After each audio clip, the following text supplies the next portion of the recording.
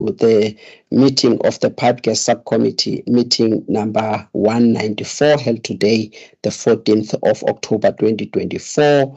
I am the chairperson of this subcommittee, and I will chair the proceedings today. My name is No.194, and I am with my colleagues today in this meeting, who are going to be taking decisions on the matters that are before us today. I have the chairperson of the energy regulator, Mr. Thembani Bugula. And also I have Miss Precious Sebia, who is the chairperson of the Audit and Risk Committee and the part-time member of the Energy Regulator. I also have Advocate Nomalanga Strole, who is the CEO of NERSA. I have Mr. Nhlanhla Gumede, who is the full-time member primarily responsible for electricity. Mr. Mkhize, Muzi Mkhize, is the member primarily responsible for petroleum pipelines, and he will be joining this meeting slightly late. I hope that I have mentioned all the members of the subcommittee who are going to be part of the deliberations today. And we thank you, stakeholders and members of the public, for following us and observing the discussions. Members, we have an agenda that is proposed, and as we agreed in the closed part of the meeting, agenda item number 5 that pertains to Petro SA preliminary assessment of the maximum price, as well as agenda item number 6 on Columbus Stainless Steel, and agenda item number 8 on Virtual Gas Network, VGN, agenda item number 7, that is SLCNG on the maximum price, as well as agenda item number 11, which is the final assessment of Egoli Gas's application for the maximum price. All those items have been removed from today's agenda and will not be discussed. Members, and this is so that the team can get an opportunity to rectify certain things that were picked up in those agenda items. Members, by show of hands, if you support the removal of the items that I have mentioned for the adoption of the agenda. By show of hands, members. Thank you, Advocate Sitole. Thank you, Mr. Gumede. Thank you, Ms. Sibia. Thank you, Mr. Bugula. I also support. Thank you very much, members. The agenda is adopted with the withdrawal of the items that I have read out. Members, we're now on item number 4, which is the declaration of interest. The forms have been uploaded. If you can kindly remember to complete the declaration of interest forms and submit them to Mr. Eliezer Dlamini for the record, please. Members, at this point in time, I would like to go straight to the substantive items of the agenda, and that is item number 7. Item number 7, preliminary assessment of natural gas vehicles, NGV application for maximum gas price in terms of section 21(1)(p). Please deal with the submission, introduce it, and clarify properly the tables. Thank you, Chairperson. Before members is a preliminary assessment of NGV's application for maximum gas price for the period 1 May 2024 to 30 April 2025. Chairperson, the purpose of the report is for noting and approval by the members. Chair, NGV is applying for a maximum gas price of 365.02 per gigajoules in terms of the cost plus approach, which is used by all traders of gas as per the approved methodology. And Chair, this is outlined in Table 1 of the submission. Chairperson, I would like to draw members' attention to Table 2 of the submission, which simply shows NERSA's preliminary assessment of the NGV's trading cost calculation. The analysis show an overall difference of 11.14% between NGV and NESA's trading cost calculation. And Chair, the differences in calculations are due to working capital, work, as well as taxation calculation. Chair, before I explain the reason for the differences, it is worth noting that CNG traders' trading costs are generally higher than their pipeline counterpart due to lower volumes experienced in the industry, as small customers are struggling to ramp up the volumes. And this can be seen, Chair, in Table 1, where the trading cost is higher than the cost of gas. This may appear inefficient, Chair, but however, the trader as a new entrant in the market, they require critical access to save the unserved market. And to remind members of Regulation 4.4, which require NESA to allow licensees to recover all efficiently and prudently incurred investment and operation cost and make a profit that is commensurate with risk. Also, it is worth noting, Chair, that considering these existing challenges, such as volume ramping up, NESA also preliminary use a profit component calculated by NGV, as this aligns with the principle of efficiency and will benefit customers. For more explanation on this, it is provided under section 4.8 to 4.11. Chair, back on the differences between NESA and NGV calculations. On the work, NESA in its preliminary assessment, they use NGV's previous year gearing and the latest available information, while NGV use outdated information. On the working capital, NGV used an incorrect cost of gas and included VAT in their creditors as well as their total revenue figure, which then resulted in the differences in calculation. And lastly, Chairperson, on taxation, NGV used the flow-through approach as per the guidelines, but they incorrectly interpreted E as equity instead of expenses and did not calculate the rand value of KD, but used the percentage in their calculation, which also resulted in the difference between NESA and their calculation. Chairperson, I would like to draw members' attention to Table 3, which shows NESA's preliminary assessment of NGV's maximum gas price application. As per the table, the overall difference between NGV and NESA is 5.73%, which is below the NESA threshold of 10%. Chair, the recommendations are on section 14 from page 8. Thank you. Thank you very much. Ms. Nakota, do you have anything to augment, particularly on the issue of the trading cost pertaining to assets that they own? Yes, Chairperson, we have been advised by the PGS members that we must make sure that there is no double counting between the trading cost and the margin that is provided to the licensee. Chair, what we do in terms of the methodology is that we follow Regulation 4, which provides that NESA must ensure that these licensees are given profit which commensurate with risk. And that is why we now provide the margin. However, if you look at the services that the trader provides, there are small, or what the Gas Act says, assets that are incidental to providing the service of trading, which the licensees has to recover those costs. And it is for those reasons that we now provide the trading cost and also the margin.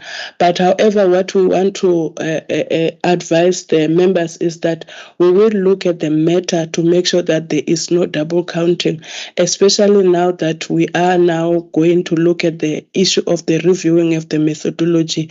It will be part of the issue that we look at it just to ensure that there is no double counting and that we don't provide more than we're supposed to provide. Thank you, Chair. Thank you very much. Members, the submission is before you. Any comments, guidance, members, by show of hands? Mr. Pukula, you may go ahead, please. Thank you, Chairperson. Chairperson, first, I just want to congratulate and thank is it Mr. Mhlongo who presented this for the conciseness and the appropriate way of introducing a submission. So thank you for that, Mr. Mhlongo. I just have one comment correction on this submission, 4.3. 4.3, I don't think that this 4.3 is necessary for you to explain things that you are not doing right. I propose that it be removed. In fact, if you even look at what we are saying we are going to do in 4.3, you say to mitigate the difference, the work numbers are rounded to 4 decimal numbers. If you go to the page, you don't round those numbers to 4 decimal, you go to 5 decimal numbers. And all of this, I think you're missing the point. The point is, when you have the numbers in that table, what they must result in is the number. Like if you are multiplying work by RAB, it must give me that number, that 3,346.45 cents, which is correct in this case. But that statement says you are going to use 4 or 5 decimals. It doesn't matter how many decimals you use. What matters is that those calculations that you put on this table, based on whatever decimals that you are using, must give us the right answers. So you either remove that 4.3, or if you are using 4.3, then adhere to what you said you do. Have 4 decimals, not 5 decimals. Other than that, I'm happy with the submission and I support the submission. Thank you, Chairperson. Thank you. Thank you very much. Any other input from the members? Okay, if no other input from the members, thank you very much for that, Mr. Pukula, so that it can encourage the team as well, and they can also learn from and be consistent also in terms of the presentation and also the analysis of these maximum price applications, if that can be followed, Ms. Makota. From what Ms. Mhlongo has done. So I would like to take members then to the to paragraph 14, and the recommendation is that the subcommittee is requested to note the preliminary assessment of natural gas vehicle PTY Ltd's application for the maximum gas price in terms of section 21(1)(p), and also to approve the publication of the consultation document on the preliminary assessment, not on the assessment, but preliminary assessment, if that can be added on 14.3. Mr. Dlamini, if you can put it like that. And also to delete paragraph 4.3, and this is exactly the same paragraph that I also made comments on, Chairperson of the energy regulator, that it wasn't making sense. With that, members, can you then support the 2 decisions that are required by show of hands, members? Thank you, Mr. Pukula. Thank you, Ms. Sibia. I also support. Thank you, Mr. Gumede. Thank you, Advocate Sithole. Thank you very much, members. We now move on to the next item on the agenda. Members will correct me if I... Thank you. Yes, Mr. Pukula? Chairperson, I mean, I think now I also being pedantic, but pedantic for a reason, because I think our submissions must just be the level and quality that's required. When you read these recommendations, they should be reading 14.1.1. There's no 14.2. I mean, just even the numbering. We just need to bring back that professionalism that we know we have in our submissions, so that when somebody is reading the submissions, they know that they are reading something that's been thought through, well understood, and presented in the way that it should be. I know I'm being pedantic, but I'm being pedantic for a reason, because we have lost our quality and our standards. Thank you, Chair. Thank you very much. Thoroughness is very important, and it's exactly the same thing that I indicated previously, even to the chairperson, that I even correct spelling errors and some areas where people have just not signed. So if you can please look into the numbering as well on these matters. All right, thank you very much, Mr. Pukula, for pointing that out, and please check this before the document is published, because it is the face of NERSA and the image of NERSA that is going to be out there in the members of the public, and they will not have confidence in what we are doing if we are not taking ourselves seriously. And how do we expect others to take us seriously? All right, colleagues, we now moving on to item number 10, which is the final assessment of the SLG's P2I Ltd maximum price for the period July 2024 until June 2025. Please introduce the matter. If Ms. Makota, you are supposed to lead, please lead, because I'm not hearing anyone, even from the EM or any person here. So if you have to lead, and then on specific matters, you can invite the members of the team, please. Thank you. Thank you, Chairperson. I will introduce this submission. This is the application from SLG. They are applying for the maximum price of gas. Now, Chairperson, we have assessed the application. It went through the public consultation, and we are bringing it back for the final recommendation. In our assessment, Chairperson, we started by assessing... I'm sorry about that, Chairperson. We started by assessing the cost of gas, what the applicant has applied for in terms of the cost of gas. They had applied using the weighted average cost of gas, and whereas in terms of the methodology, they need to apply using the simple average. Chair, we did an analysis. We also provided the comments in terms of publishing it so that we have comments from the public. We didn't receive any comment from the public on the issue. And from NERSA's side, we then went ahead with what the methodology requires, which is to use the straight or the simple average. Now, coming to the issue of the trading cost, what the applicant has done is they have complied with the methodology, and therefore we are happy with what they have presented. Now, coming to the issue of the adjustment, the applicant is asking that their price of gas be adjusted in line with the supplier.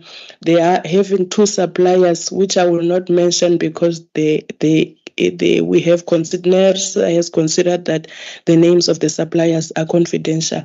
Now they are asking that their maximum price be adjusted on a quarterly basis using the supplier's contract. And on that one, Chairperson, we have recommended that NERSA approves that. This is just to ensure that there is no clawback and they don't under-recover. Chair, in terms of the maximum price calculation, you will note in the table that the difference between NERSA and the applicant's calculation is less than 10%.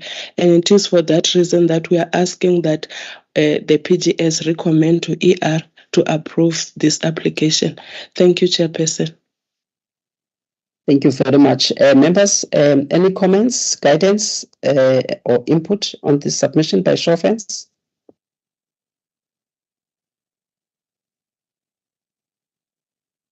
Okay, members, if there is none, yes, please go ahead, Mr. Pukula. Thank you, Chair. For me, it is just that I think it's 4, I can't remember what, 4 point something. The thing about the decimals, and yet in the tables we don't use, I think it's 4.3 as well in this one. Within the tables, we still use whatever the number of decimals we want to use, but we said we'll limit it to 4. Other than that, I'm fine, Chairperson. All right, thank you very much. I think it is paragraph 4.4 on the covering submission. Let us also make sure that even in the RFDs, that kind of explanation, and is the one that I also made comments on, that we remember to remove it by the time we get to the ER. It must not be forgotten. If you can kindly remember that. Ms. Sibiya, please go ahead, ma'am. Thank you, Chair. Chair, I'm fine with the presentation, but I just wanted clarity on this matter from the team because it was a little bit confusing. Maybe I was reading the document late at night. The issue of work, why will there be a difference?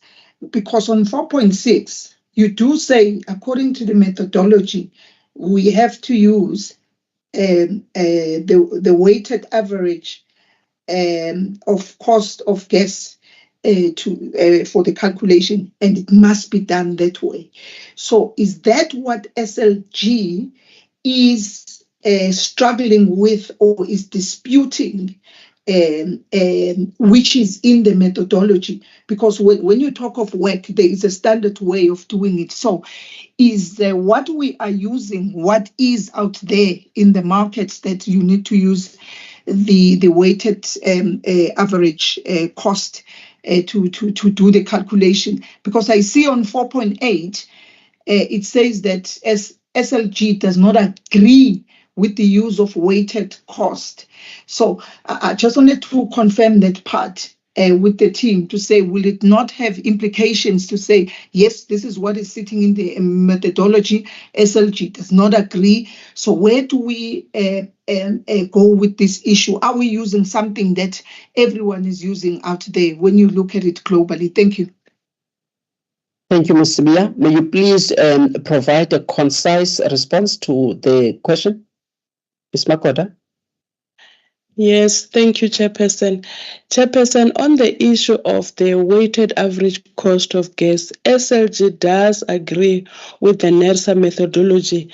The difference is in the period that they use, and I will ask Ms. Sigenu just now to indicate those differences. What they did not agree with is regarding the weighted average in terms of the volumes that they get from the supplier. They prefer that we use the highest cost of gas, whereas in terms of the methodology, we are required to use the simple average. But I just want to ask Ms. Sigenu to come in to indicate the requirements of the methodology on the weighted average cost of gas and how SLG has complied with that, and the slight difference, what was the cost? Thank you, Chairperson. In terms of the methodology, SLG has complied fully with the methodology, but the difference is where the data, the updated, is the timing difference of the data regarding the elements of work. For example, the risk-free and the beta. So those are if they are using different, because NERSA would update its data information at up to a certain point. For example, like May 2024, yet SLG had updated it using a different period, for example, up until February. So that results into a slight difference. Thank you, Chair. Can you please separate two things here so that you can clarify the question asked by Ms. Sibiya? I think it's two things that you need to explain. Yes, you've tried on the work to explain the discrepancies there, but there's also the issue of the weighted average here. And I thought the issue of the weighted average has to do with the two suppliers that SLG is sourcing its gas from. And then one supplier will have a price and the other supplier will have a different price. Now you need to get a cost of gas. Now, how do you then deal with the two prices charged by the two suppliers? So is that not what you are dealing with in terms of the weighted average cost of gas? Is that not the case? Can you please clarify that so that there are two things when we talk about the issue of the average? Ms. Makot. Yes, Chairperson, you are correct in that there are two issues when it comes to the weighted average. The first one is relating to the volume, and the other one is related to the weighted average cost of gas. On the weighted average cost of gas, there are no issues. The issues were regarding the determination of the cost of gas acquisition and using the volume as for the two suppliers. Now, you will recall that when we were doing the preliminary assessment, we were instructed by the PGS members to put it as part of the public consultation to ask the public to comment on it, and to also go back to SLG to obtain further information from them in terms of what disadvantage would they suffer if NERSA was to use the simple average when it comes to the determination of the cost of gas acquisition. And so we did that. The public consultation process, it didn't really give us any results because we didn't have comments on that one. On the SLG one, when we went to the applicant, they indicated to NERSA that they feel that they may under recover if we use the simple average because the other supplier is costing them more than the other one. But when we do the calculations, we realize that really there is no disadvantage that they would suffer. And it is for this reason that we then stick to the requirements of the methodology. So the issue at this stage, we went to them to indicate to them they will not suffer anything, because when you look at what was happening in the previous financial year, using the maximum price that were approved, using the simple average, we couldn't see any cost that they suffer. And it is for this reason that we are saying, let us be consistent with what we have done in the previous year and use the simple average as per the methodology. Chair, I apologize if I didn't respond straightforward to your question, but that is the information that we have. I think you've responded very well to the question, to the issue of the average, and also to remind the members that this was one of the concerns raised during the preliminary assessment and also going out there to stakeholders. Thank you for the comprehensive response. Ms. Sibiya, are you happy with that response that you received, one on the work as well as on the average, weighted average? I'm happy, Chair. We can proceed. Thank you, team. All right, thank you very much. Members, I would like to now take you to the recommendations. The recommendations are that the Pipe Gas Subcommittee is requested to recommend to the energy regulator to approve the final or the maximum price for SLG. For the period, excuse me, I just want to check the period, for that period, July 2024 until June 2025, and also to recommend to the regulator to approve the reasons for decision for this maximum price. By show of hands, members, if you agree with that decision. And this is also subject to issue of the explanations on the rounding off and all of that. Thank you, Ms. Sibiya. Thank you, Mr. Bukula. Thank you, Advocate Stole. Thank you, Mr. Kumete. I also support it. Thank you very much, members, for the support.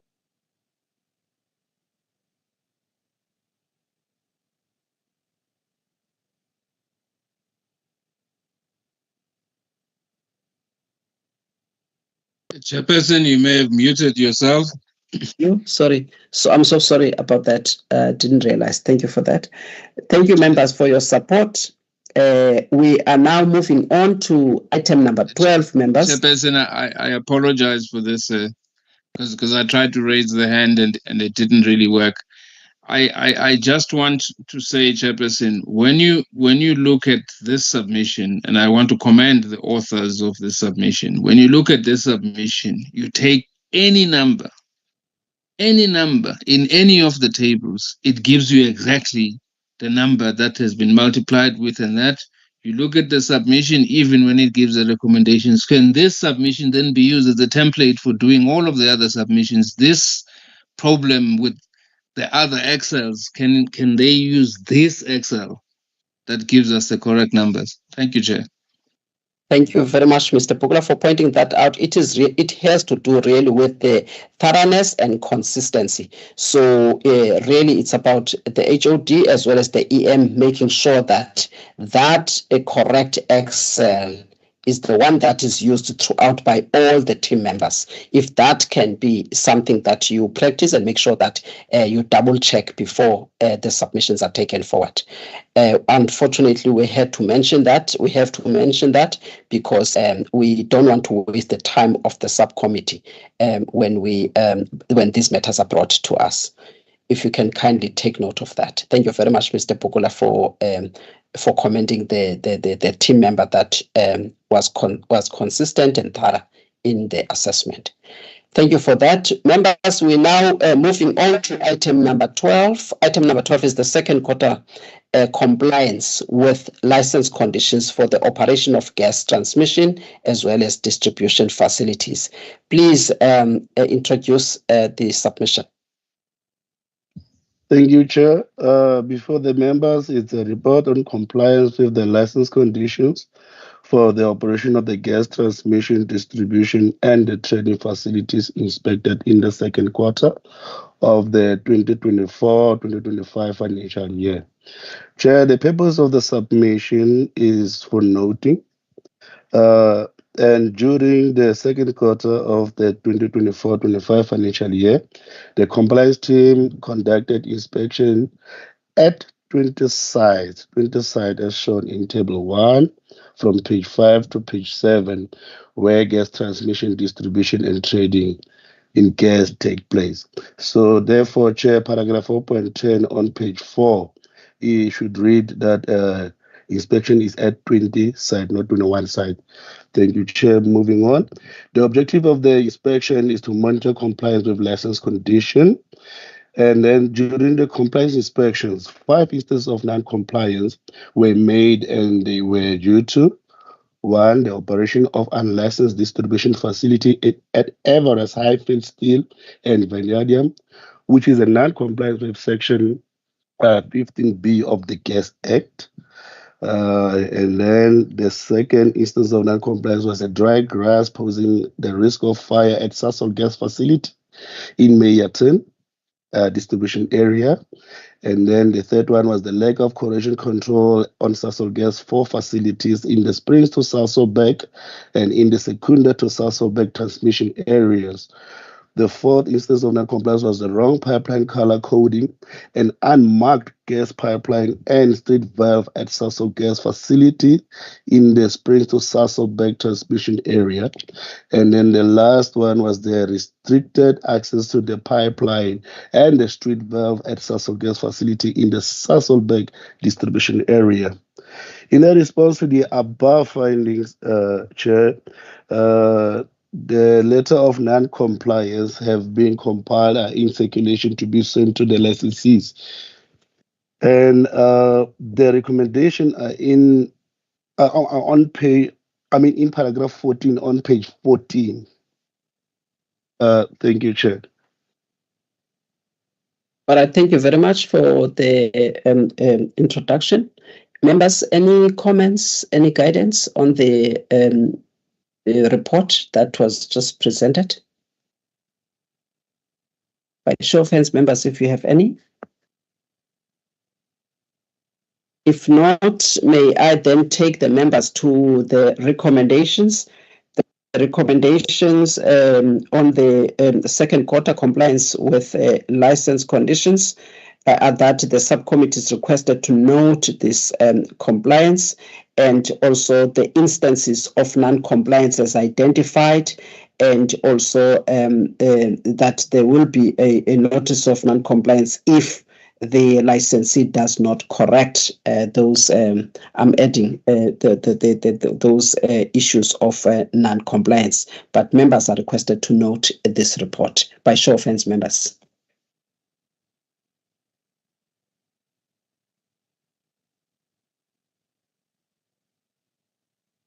Thank you, Mr. Pugula. Thank you, Advocate Stole. Thank you, Ms. Bia. Mr. Kumede, are you happy to note also the submission? I also note from my side. I'm happy to know, Chair, but for some reason my thing is not working.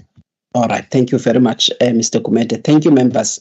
Members, I'm now on item number 13. Item number 13 is the second quarter construction progress report for 2024-2025 financial year. Please introduce the report. Ms. Mia, may I check if your hand is just a lingering hand? Okay, thank you very much. Please introduce Advocate Sithole. Chair, yes. I thought we were going to go to 12 before 13. On 12, we just finished number 12 now because it was the compliance, the report, the second quarter report on compliance with license conditions. Oh, okay. That's the decision that we've just made. Now we are going to item number 13, which is the second quarter construction progress report. May you please introduce this submission? Thank you. Thank you, Chair. Chair, maybe let me do that in the interest of time. I'm not sure why we get into delayed feedback. This is a report on the second quarter pertaining to construction facilities that have been licensed by the energy regulator. The report really details progress made by the licensees in the construction of these facilities. And this is for the second quarter. There was one construction project that was underway in this quarter, and that relates to the construction of a distribution facility, and this is in the Alroad area in the Egru Lane municipality. Progress made on this project is currently sitting at 80%. We will provide further feedback and update regarding the completion of or further progress on this project when we present the next report for the fourth quarter. For the third quarter. The license for construction of this facility was issued in February 2024, and there was a total number of, so far there's a total number of 113 construction licenses that have been issued by NERSA. And 100 of these have been completed and are in operation currently. And these relate to basically in the main transmission as well as distribution facilities, and these are shown on Annexure A of the submission. And there were 7 licenses that were revoked.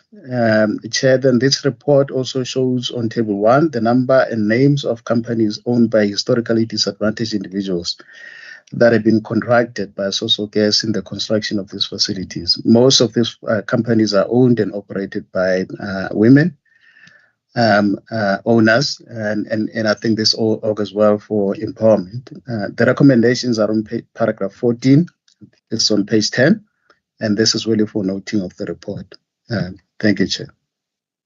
Thank you, Mr. Ngumalo, for introducing that matter. Members, any comments on the progress that has been made? Ms. Mia? Thank you, Chair. Thank you to the presenter. I think for me, just one small thing on those that are revoked. What happens to them? Because if you are, of the revoked license, if you've already started the work and it's not finished, and then it's revoked, how do we deal with that? Is the applicant required to then restart the process of application? How do we deal with such issues? Thank you. Thank you very much. Any other question from the members? If none, may we please get a response from the team? Thank you, Chairperson. I'll do that. Those that are revoked, and they are usually revoked for different reasons. There would be those that are revoked because the construction processes or projects have been completed. But in this instance, they were revoked simply because the customers that were there to be serviced and the project plans basically changed midway. And the applicant then decided to come forward and change. And what then happens thereafter is that usually the applicant, once those issues that have resulted in the revocation have been sorted and resolved, the applicant would then come back and reapply to NERSA. But then in other instances, you'd find that the applicant, has now decided they will no longer proceed with that project, maybe whilst they are still looking into their commercial operations and other plans. But, usually once all of that is done, they normally come back for a reapplication. Thanks. I think you also add because Chair,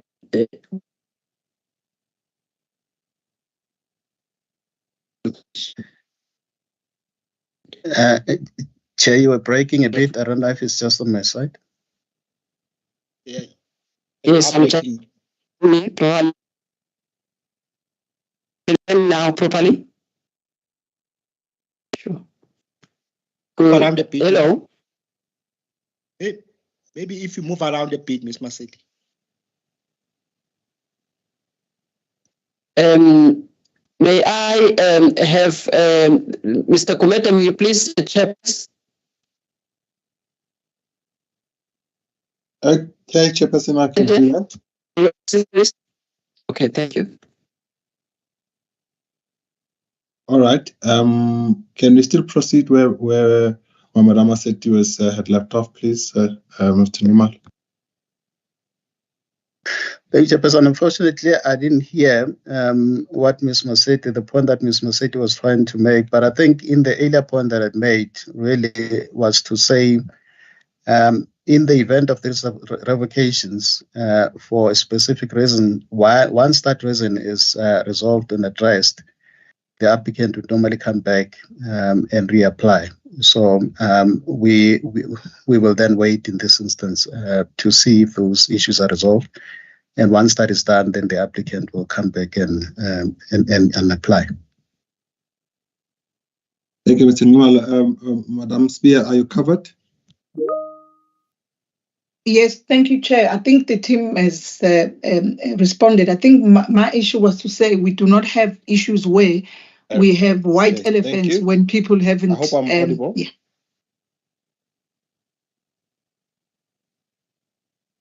Yes, you are, Mr. Kumete. I think Ms. Sibia was also audible. I think she has just made any things. All right. All right. No, thank you. With that, can I then, I don't see any other hands from members. Can I then take us to the decision that is sought? If there are no other comments, that decision is on paragraph 14, item 14.1, wherein it is recommended that the Pipe Gas Subcommittee notes the construction report for the second quarter of 24-25 financial year. And number 2, to note the construction report of the Sasol gas distribution facility.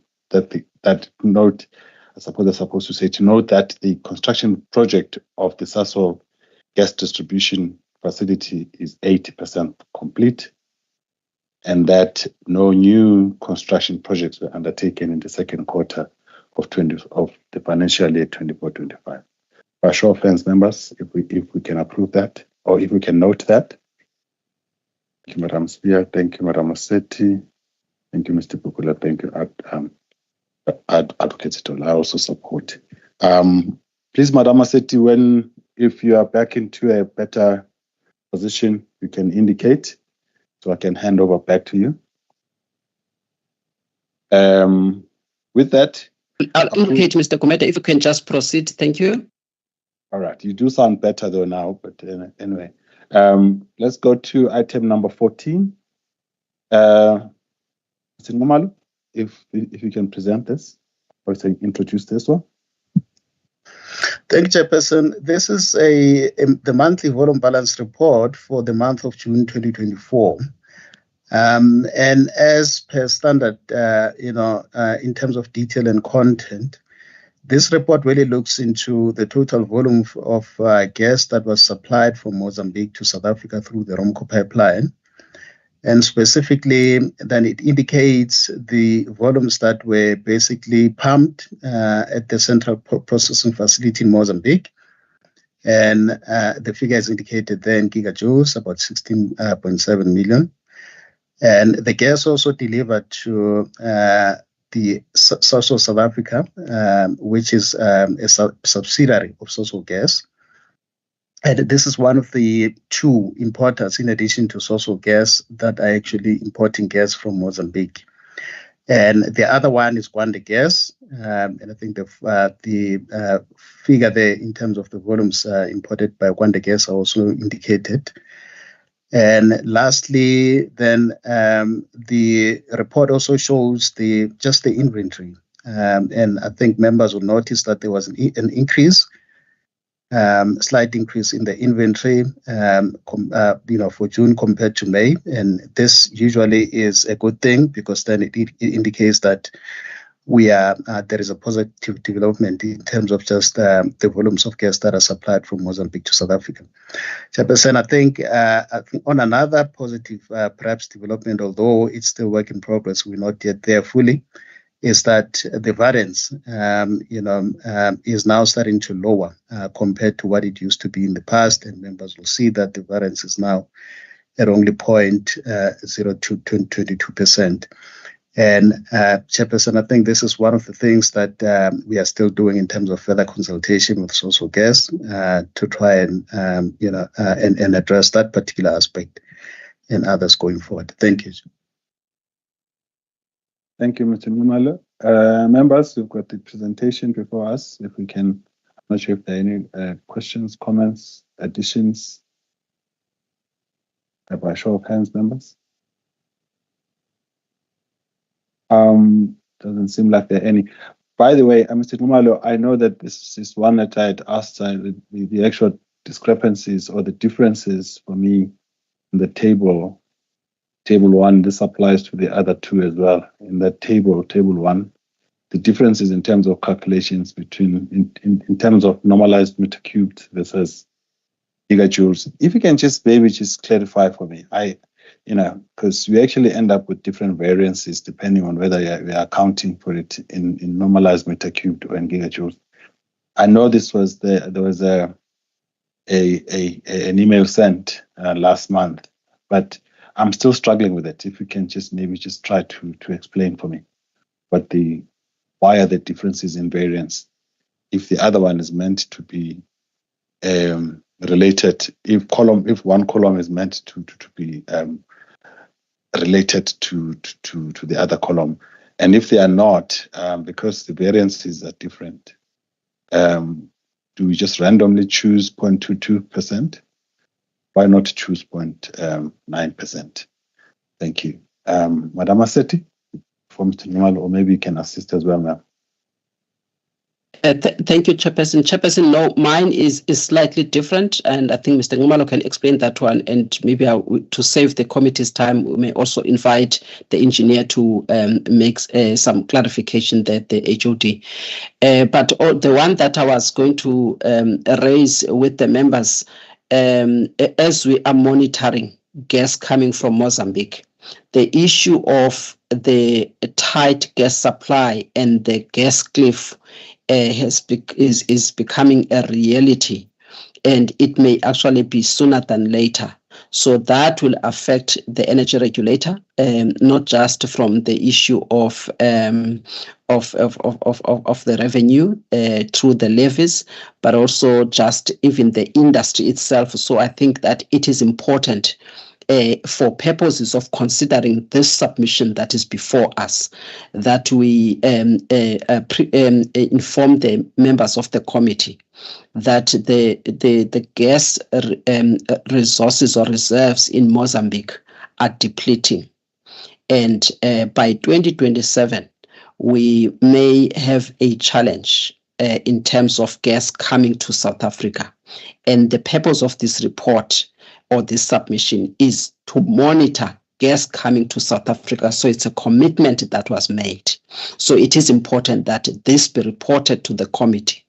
And there is some work that is being done by the industry and also by Sasol, who provides information in compliance with Clause 4, which is the reason for having this kind of a report. We are still engaging. I just want to inform the committee, and perhaps we will get official communication from Sasol with regards to what will then happen in the last part of 2027, and also to inform the committee about other initiatives that are taking place. Reports pertaining to that will come forward to the committee. I just wanted to inform the committee about that. Thank you very much, members. Thank you, Madam Massetti. By the way, you sound very clear now. Maybe at the end of this item, you can then take over again. Mr. Numal and the team, please assist me. I'm really struggling with the different variances. Thank you, Chairperson. I'll start, and maybe the engineers can also come in. We don't simply just choose the 0.22 or one of them in this instance. Maybe let me start with the way in which these two are actually, defined, and these are really, measured differently in relation to the normal cubic meters, which is the first column that you see in there, is basically then the commensurate value when it comes to gigajoules, because the team usually starts with the normal cubic meters, and then they convert that or maybe just make a calculation that is now commensurate or more in line with the gigajoules now, which are volumes that are measured at more bulk level in terms of the measurements of the gas. But the two are actually not the same in relation to how they are calculated. But I think maybe let me bring in the team to also just further provide clarity on that. I think what might also work, Mr. Gumede, I think also in relation to your question, because it may apply also to the other volume balance reports, is that maybe at your opportune time, when you have time, we can sit with you and basically take you through the calculation of this, so that the team can explain this and other things in terms of how they calculate and they work these figures out. But maybe if that will be fine with you, but let me also allow the team to come in then, the engineer. Before you do, I note Mr. Pokula, if you can come in, sir. Thank you. Thank you, Mr. Gumede. Mr. Gumede, I think your point is being missed by the colleagues. If you are representing something in one unit and you take an equivalent, what Mr. Gumede is saying is that the difference will be the same because one is the equivalent of the other. It should not be different. And I think we do understand how you calculate cubic meters to gigajoules. All that needs to be clarified is what makes that difference. If in your conversion factor there is something that would make that, maybe that's what you explained, but but the difference should be the same. Thank you. Mr. Gumede, I'm not meaning to paraphrase what you're saying, but I mean to just amplify the point. Mr. Pokula, you've kindly assisted me because I may have raised it before, and I did get an email from Mr. Milatu last, but it still didn't explain the differences. And if one is actually a multiply, if one column is actually multiply, the difference is just a factor. That factor remains constant right through, and therefore, if one the variance is 0.22, the other the variance is also supposed to be 0.22, can be 0.9. But very well explained from Mr. Pukula. So can I maybe just and it's not just about me, colleagues. It's not just about talking to me, but it's really just if we can, for the benefit of whoever reads this report, can at least be explained? Because I'm sure somebody else who reads the same report may well arrive at exactly the same conclusion that I've arrived at. So, Mr. Mlatu, I know the email came from you. Yeah.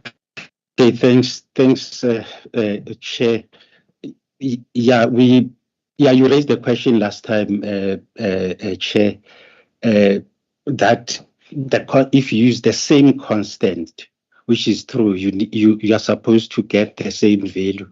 And we did our calculation verifications. Well, it's true. We got the same value when we are using the same constant. But now in this submission, I think on maybe for other members who didn't have the benefit of the letter, on paragraph 6.3.23 to 6.3.27, we're trying to explain there what makes the difference there.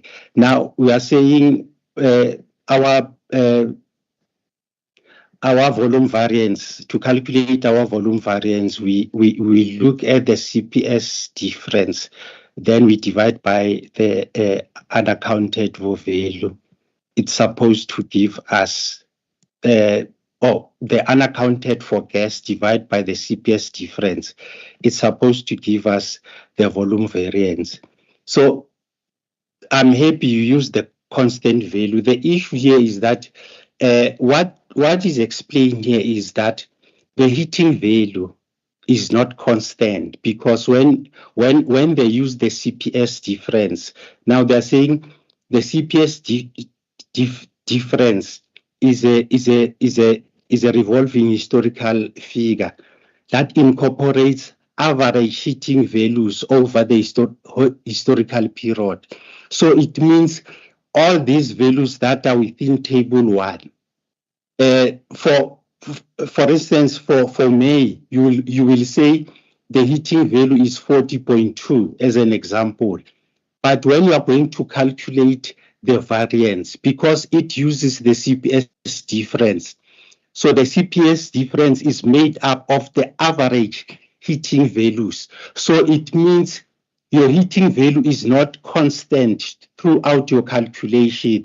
It depends on what value are you dealing with and which heating value will be applicable.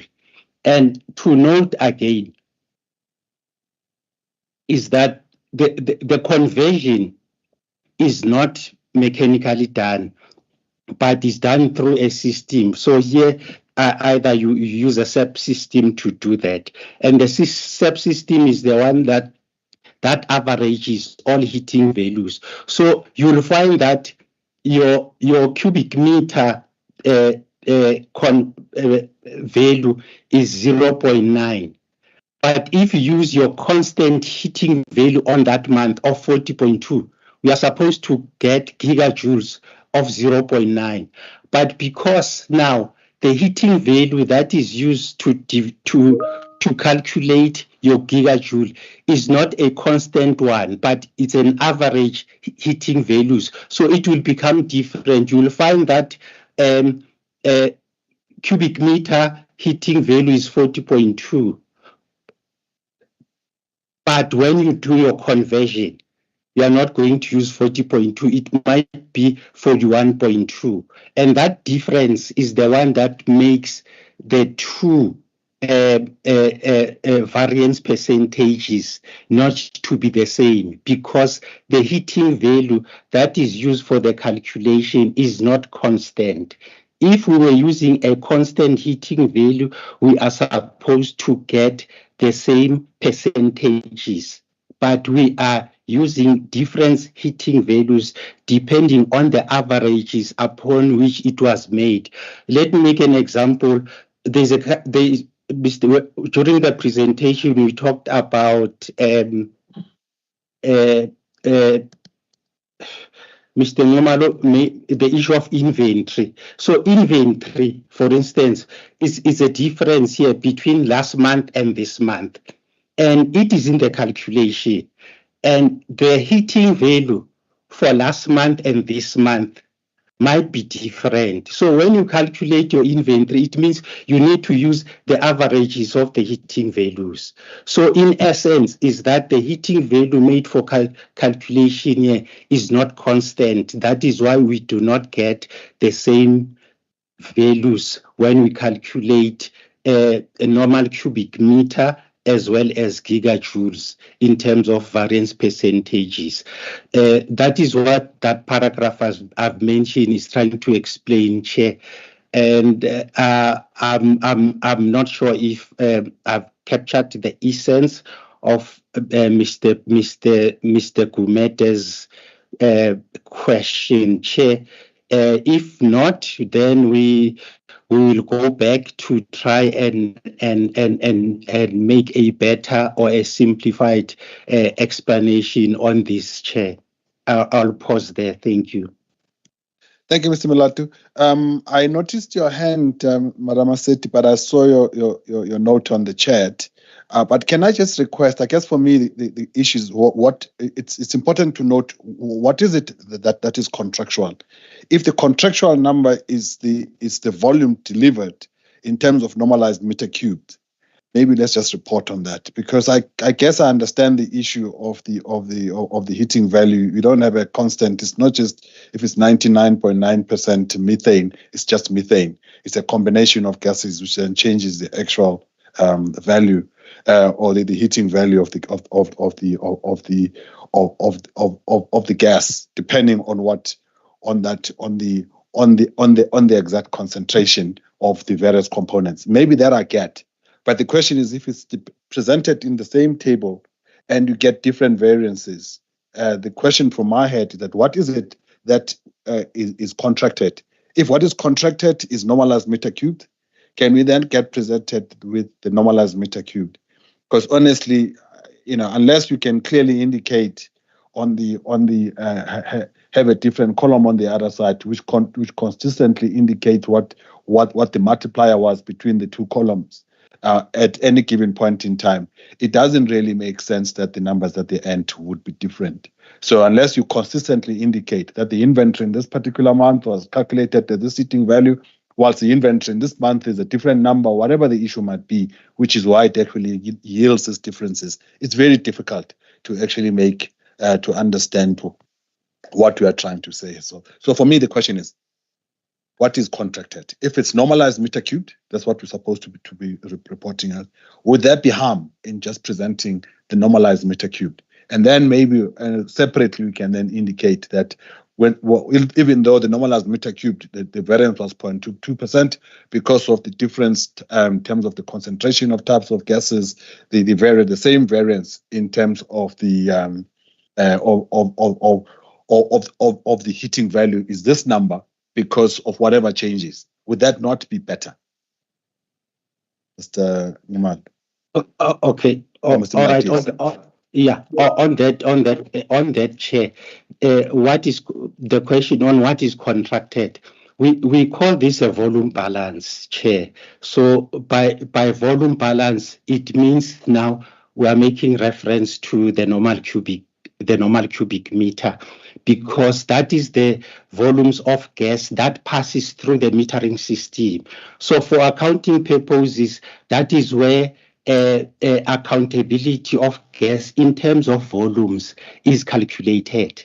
But then the inclusion of the energy content, Chair, is done now for the sales purposes, because when you are calculating your prices and your tariffs, that's where they use mostly the energy content. So in terms of the contract, Chair, I can say here in terms of this report, what is contracted is a normalized volumes, because it accounts for the physical molecules that passes through the system, Chair. Then the gigajoule issue is for accounting purposes, tariffs and prices, Chair. Thank you. Thank you. All right. Thank you. Madam Aseti had proposed a workshop on this. Yeah, please do, as part of that workshop, please consider if you can't use that, what I'm proposing, that because we are contracting on if the contract is on normalized meter cubed, that, and we are monitoring that variance, that we do that. But of course, for the purposes of the sales or people who are buying that they are buying the actual heating content, that for them it might be important. But when we are doing that workshop, if we can then maybe just do that. With that, members, I think this issue of difference between 0.22 and 0.9 has been explained, and I'm hoping that it has assisted not just myself, but all others that may have had the same confusion. So if there are no further comments, questions, or clarifications, can I then take you to the decision that is sought, which is on paragraph 14, and then I'll then hand over back to Madam Aseti. But don't think it was read into the record. It's a fairly lengthy recommendation, but it is recommended that the PGS note the following: A, the monthly gas volume balance for the report for June 2024. And to note also that ROMCO has delivered 298,861,930.24 normalized meter cube.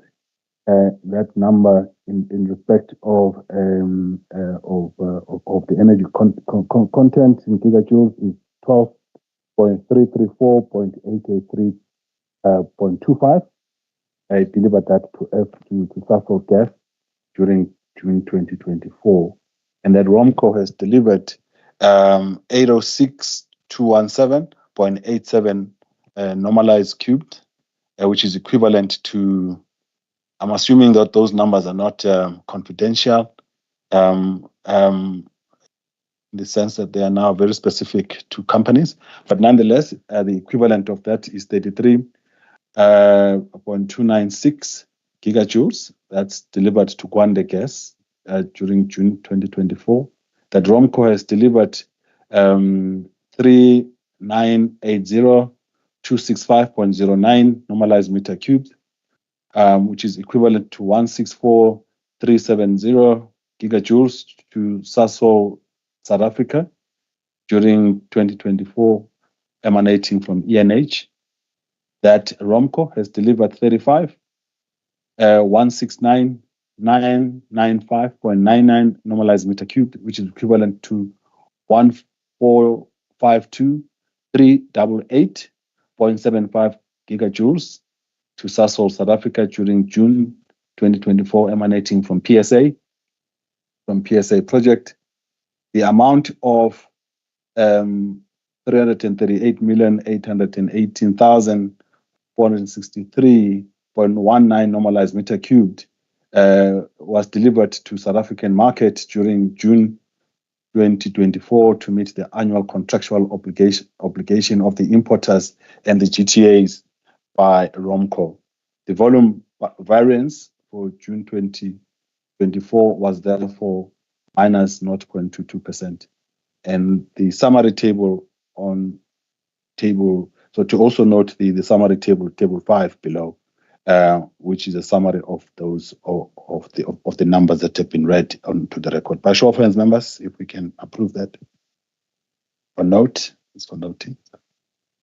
Thank you, Madam Massetti. Thank you, Madam Spear. Thank you, Mr. Pukula. And Advocate Sithole, I also note. Madam Massetti, can I then hand over back to you? Thank you. Thank you, Mr. Kumete. Thank you very much for assisting, and I thank you, members, for supporting item number 14.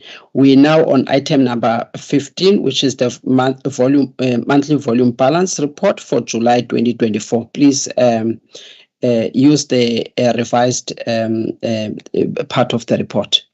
Ms. Sibiya, I take it that it's a lingering hand. Can you hear me, members? Yes, we can. Thank you. Okay. All right. I think it's a lingering hand from Ms. Sibiya. Please introduce the report, Mr. Milatu, please. Okay. Thanks, Chair. Yeah. So since you said we the revised part of the report, Chair, this is the volume balance report for July, Chair, and what was revised there, Chair, on paragraph 5.7, we included information regarding the volumes for the PSA agreement. I think in the previous report it was agreed that it was stated that there's new gas now coming into South Africa in terms of the PSA agreement. So what we did here, we received correspondence from Sasol stating the conditions and the agreement that they have with ENH in terms of the new gas coming into the country. And the volumes are there, Chair, both for the agreement is going to be valid for 2 years, and 25, 26, Chair, and the volumes, yearly volumes as well as the monthly volumes are indicated there because those volumes as well requested that they be treated as confidential, Chair. And what we also did now, I've noted that Mr. Kumet in the previous report asked if these volumes pertains to licensees. So in the revised report, we've tried to make them confidential, Chair, and any volume that we think is confidential, we've indicated with that, Chair. So on this one, Chair, the same as the previous report, the recommendations are, Chair, on paragraph 14. We request the members to note this report as well. Thanks, Chair. Thank you very much, Mr. Latu, for that. Members, I would also just that maybe the part on this that's going to happen, with the gas supply from Mozambique and all of the initiatives and what plans Sasol has in place to the gas cliff. Maybe that could also form part of the workshop that that I have proposed to members, if members agree with that. And maybe we can have that as a resolution of the subcommittee, since this matter of the monthly volume balance has become critical right now for security of supply of gas from Mozambique and what's going to happen to the industry. I think it's very important that we do pay attention to this, and the subcommittee decides on the way forward as to how we can come in and facilitate security of supply, because it is part of our obligations. So it is fair that the subcommittee be given an opportunity to a workshop to also talk about the gas cliff and all of these pockets of gas volumes, plus also the clarification on the discrepancies. So if that can also be part of the resolutions, members. But members, any other questions from your side? Any input? By show of hands, members. All right, if none, members, may I then take you to the recommendations that the PGS is requested to note the monthly volume balance for the gas coming from Mozambique for July 2024, noting all the variances, that gas that was in the system and the other gas and the new gas that has been injected into the system. And secondly, to then ask that a workshop be held so that the team can present to the members the concerns pertaining to the calculations, as well as the update on the looming gas cliff in Mozambique and all the measures that are taken into consideration to deal with that. By show of hands, members. Thank you, Mr. Kumete. Thank you, Ms. Sibia. Thank you, Mr. Pukula. Thank you, Advocate Sitole. I also support. Thank you very much, members. Members, we now deal with the last report as part of the open meeting, and that is the monthly volume balance of the gas coming from Mozambique to South Africa for the month of August 2024. Please present this report and be very short, because we've taken too long on the other two reports. If you can touch on the key things that members were concerned about. Thank you. Yeah, thanks, Chair. So the same as the other two reports, shall take the report as read, and the updated report also states the volumes for the new gas that has been presented to us by Sasol, as well as the confidential volumes that we've also highlighted. And the one point, Chair, that I would like to raise here, if it's important, Chair, is that the volume balance in terms of the terms of reference has been the new terms of reference pipe gas delegation matrix, Chair, has been delegated to the full-time regulator member responsible for piped gas. So during the drafting of the report, Chair, we discovered that the wording there for implementation of the volume balance was not consistent, Chair, and appropriate. Hence, we decided that for now we will bring all the volume balance reports here, but it only pertains to information that has been previously approved by the energy regulator. So if, for instance, there's new information or crucial information like the one that we are discussing now, then it means the volume balance will be brought directly to the PGS, Chair. So a recommendation has been made to amend the terms of reference so that the wording becomes appropriate in terms of the delegation matrix, Chair. That's the point I just wanted to raise. Thank you, Chair. Mr. Milatu. Members, here's the report. Members, as you have heard from Mr. Milatu, these are kind of decisions. I think these are substantive decisions, and the impact of these decisions, I think it will be, they are quite considerable and significant. So, especially at this time. So we have discussed in the division that because there's no clarity on the exact delegation by the ER, this work in any event is the work that was delegated to this subcommittee.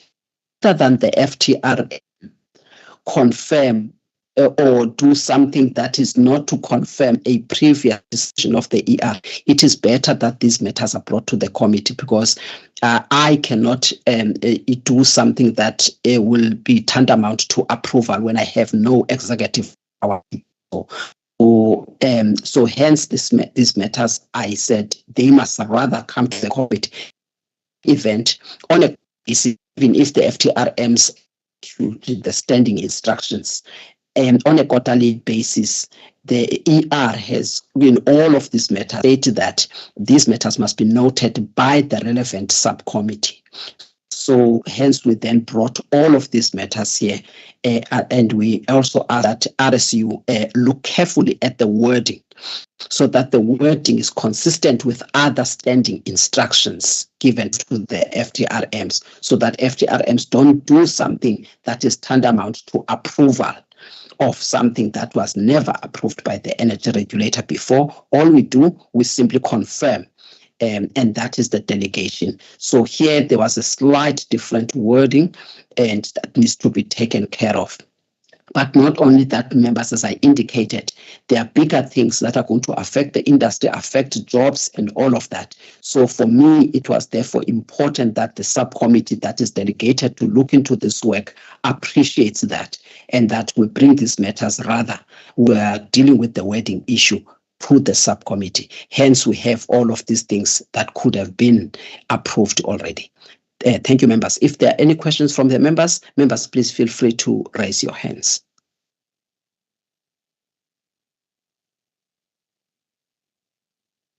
All right. If members don't have questions at this point, they are happy with the clarification. I would like members then to take the decision of noting the monthly volume balance for August, and also the issue of the challenges with the gas volumes coming from Mozambique, as well as the wording that will need to be fixed, so that we get the standing instructions issued by the energy regulator to the FTRM properly and be consistent with the other delegations. By show of hands, members, if you agree with that. Thank you, Mr. Pukula. I also support. Thank you, Ms. Bia. Thank you, Mr. Gumede, and thank you, Advocate Sitole. Thank you very much, members. Members, we have come to the end of the deliberations of matters that are supposed to be deliberated during the open part of the meeting. And at this point in time, I would like to thank the members of the public that followed these deliberations, and also to apologize for those interested parties that wanted to hear the decisions and the deliberations of the pipe gas subcommittee insofar as the applications on the matters that were withdrawn today. We are doing this in your best interest and also in the best interest of the energy regulator in terms of the quality of the work that the regulator needs to be done, and also in terms of the thorough verification so that at the end of the day, the outcomes of the calculations are proper and will not prejudice the applicants, if that can be appreciated. Thank you very much, members of the public, and the meeting is now closed so that we can consider governance matters.